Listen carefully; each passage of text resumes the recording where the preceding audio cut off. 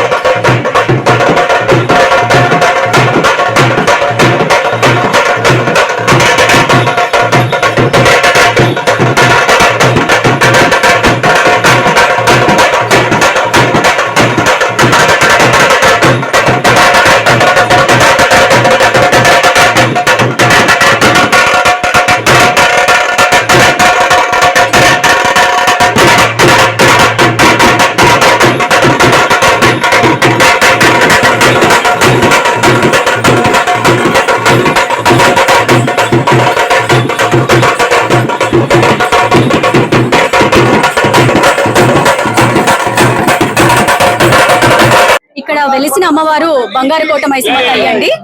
మా బంగారుకోట మైసమ్మ తల్లి ఎంతో మహిమ కలిగిన అమ్మవారు. మా కోరికలన్నీ తీర్చే కొంగు బంగారంగా మాకు వెలిసి మమ్మల్ని అందరినీ కాపాడుతుందండి. ఈ ఎస్వీఆర్ఎస్ బృందావన నివాసితులందరూ శ్రావణ మాసంలో జరిగే బోనాలకి మేమందరం ఒక పెద్ద కుటుంబం లాగా సందర్భంలో సెలబ్రేట్ చేసుకుంటాము Bonalu. And at the same time ఇక్కడ బ్రహ్మాండంగా ఊరేగింపు జరుగుతుందండి. పోతరాజుల విన్యాసాలు, ఆడవాళ్ళ మహిళల నృత్యాలు అంగరంగ వైభవంగా చేసుకుంటామండి. సో ఈ సందర్భంగా నేనేం కోరుకుంటున్నానంటే ప్రజలందరూ చెప్పినట్టుగా, పెద్దవాళ్ళు చెప్పినట్టుగా ప్రజలందరూ సుఖ సంతోషంతో ఉండాలని, అమ్మవారు దయ ఉండాలని కోరుకుంటున్నానండి. Thank you.